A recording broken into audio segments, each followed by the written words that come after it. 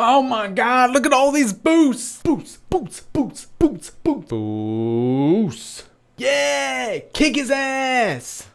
And now that that's out of the way, let's focus on the core subject of this video, and that is the trials and tribulations, the successes and failures of completing this 100%, the Symbiote difficulty of this month's Blood and Venom Symbiote event. As we all knew, this was going to be a very odd month, especially with the usage of the 1-star symbiote, that if you get him up to rank 5 is going to kick a lot of ass. Make sure prior to watching this video that you've developed your 1-star symbiote up to at least rank 4 and hopefully rank 5. And you should have made a conscious effort in order to do that, because it's going to be beneficial for you when you take on the symbiote difficulty. Also, Cleantar shards are really important as well. Make sure you've grinded out as much of those as possible. For preparations of doing this particular difficulty, I decided to do Heroic, Master and Epic as well. And Kabam have actually made it a little bit easier for us to get those shards. So if you've got a good amount of them, but you feel that you need a lot more, Kabam are offering more in this month's calendar. And even though my supply looks ridiculously low, there's a good reason for this. I decided to overspend on the event, and the reasons for this is because I wanted as many boosts active as possible, because I think I had at one point close to about 9 boosts active at one given time, and I felt that I was able to blast through content really easily. And there may be people shouting at me going, why the hell would you do that? Why would you have so many active at one given time, especially with the time level being so low? And it's about like 10 minutes in some cases. Well, there's a good reason for that, and that is that I sped run the whole event. I decided to speed run certain things. So if I knew that I had to repeat stuff, I would then re-blast into it.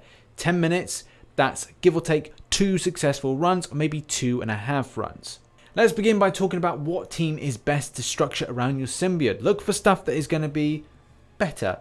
Now you could go for a team that improves attack. You could go for a team that's strictly on critical rating, or you could have a little bit of a mixture. This team here, it seems to be like a really popular team that everybody seems to go for this event, and you can see why.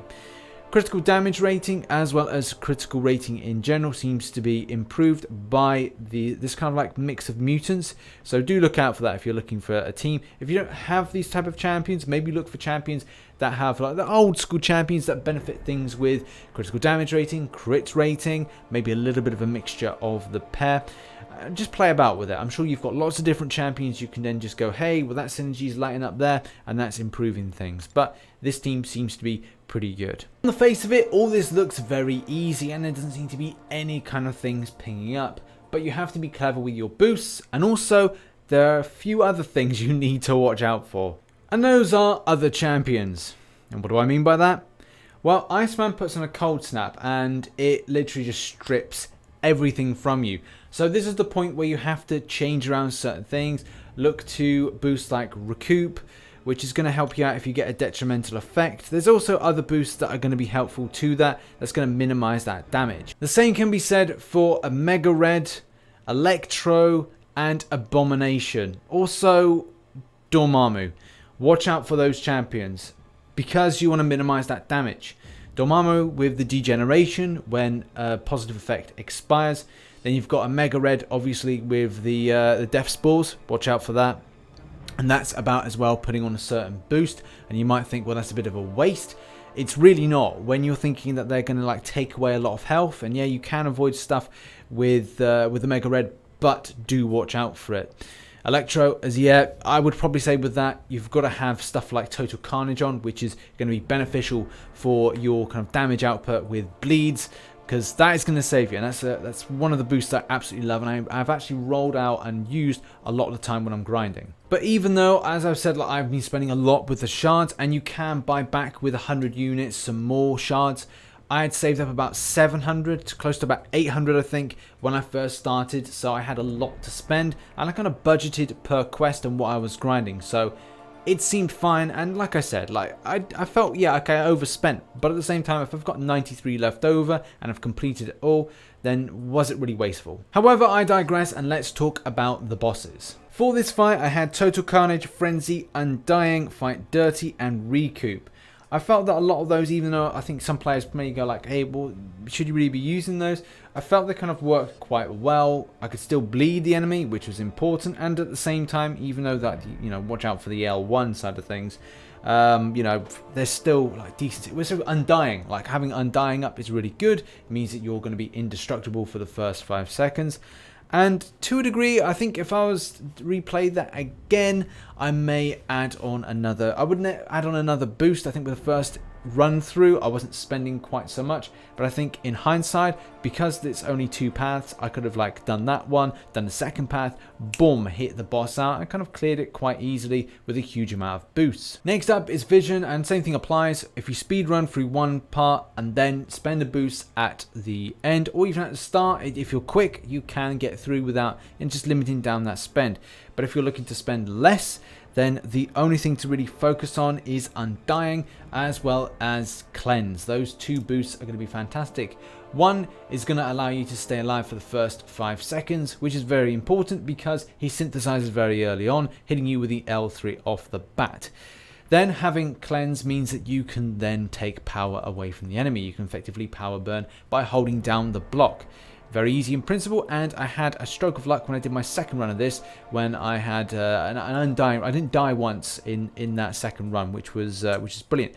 But that was the point where I was running about 10 boosts at the time, so you can kind of get the idea how well I was grinding through that. It was going to be a lot easier. And also, as you've seen, I've baited with the L1 and the L2.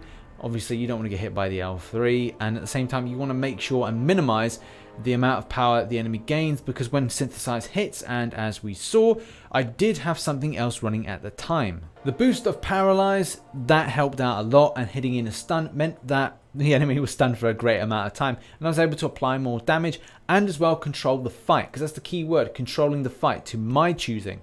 They're stunned, I can sit back, relax, take their power away by hitting down the block, and yeah, bye bye power. You think you're so tough, do you, Vision? Bang. Game over. Next up we got Kang. Kang's alright. L1 avoidance, strike back, watch out for that, and armor. So there are some things you could use with this. I mean, for me, it was all about doing that bleed. It's a champion that bleeds, so if he bleeds, total carnage him.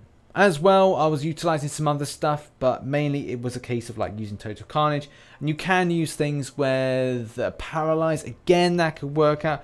Undying frenzy, you know, those things can be really beneficial and be about your damage output. But you could use other things as well. You could use cracking blow. There's a few other things, but it's a pretty easy fight. Where Deadpool is concerned, for this, it's cauterize all the way. That regeneration needs to be silenced, and cauterize does that. But I mean, for me, and it could be the stupid decision from myself, a bit of undying, you know, a bit of total carnage. You know, I just wanted to kind of like get the enemy down, and that's the thing. Total carnage is literally just killing the enemy. The amount of bleeds, you know, it can bypass anything. You can be trying to do a little bit of regeneration, but total carnage just slays it.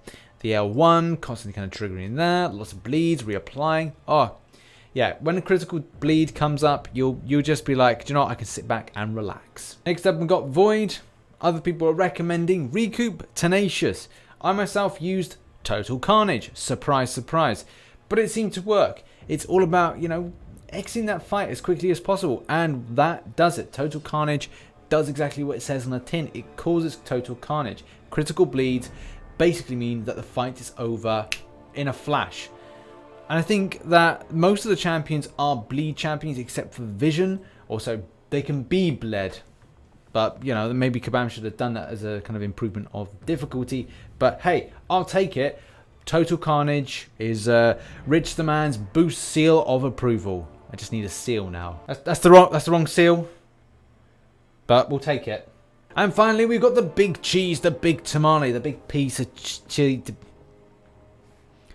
And finally, we've got the big cheese, the big tamale, the big piece of Stilton, whatever you want to call him, the Killer Queen. He is the final boss, and he's a little bit annoying. So don't use positive boosts, things that give you buffs. You're wasting your time because the boosts are bad news. The positive ones, that is. Shout out to Eagles of Death Metal. But anyway, this is something to take into consideration for this, using things like Undying, Cauterize, Total Carnage, and Cut Deep. Look out for intense regeneration, which cauterize will help you out. Undying because you want to stay alive, because there's an L3 coming your way. Well, you need to bait that out. You need to, as soon as you're in, get hit by that L3. Undying will keep you alive. That's the main thing. Be kept alive. Rich's personal favourite, Total Carnage, helps out immensely, and also having Cut Deep also helps as well. If you want to add some more boosts, then you're quite welcome to. Just make sure they don't provide any positive effects. Otherwise, oh, it's Splitsville and you're in a load of pain. Now, unfortunately, I did have a few mistakes, and that's largely on the first run, not properly understanding what I was doing and the fact that I could have more than 2 boosts on at one given time, or 3 boosts. It was only like a little while that I started like adding on a huge amount of boosts each time and going like, actually this is making it a little bit more easier, especially for the first 2 chapters. If you consider as well, there's still a big spend for energy, so yeah, that kind of ate into my units, which I wasn't too happy about. I thought that maybe that could have been scaled down a little bit, or maybe it could have been a 2-path per quest type of deal, but unfortunately it is what it is, and it was entered how it was entered. Either way, look out for crystal openings on the channel. I'm trying to kind of make them a little bit, bigger and put some other 5-star openings so the feature looks a bit more entertaining and interesting. And as we kind of like try and get a awakening on Domino, and I say that with a bit of kind of an iffy thing. Basically, the generic, I'm thinking to myself, well, I'm close to getting another few 5-star crystals, so should I just wait until the end of that and see if I get anything else? So that's the plan, seeing if I can get Domino awakened out of those crystals, and then seeing if other champions come that maybe could see that generic be put on them. Either way, we'll see what happens in that video. As another reminder, make sure that you do heroic, you do master, and do epic first before doing this difficulty. And in those, try and save up the shards and don't spend them, and collect in heroic and master explicitly those health potions and revives that come out from those quests, because it's going to be helpful to you if you make any mistakes in the symbiote difficulty, and it applies for those that do epic as well. I'd like to thank you for watching this video about my experiences, as well as maybe some tips and tricks that you may have picked up along the way from my own experience and my own failures, that it may help you in your grind. Thank you very much for watching. I've been RichTheMan, and I shall see you in the next video. And don't forget to like and subscribe. Bye bye for now.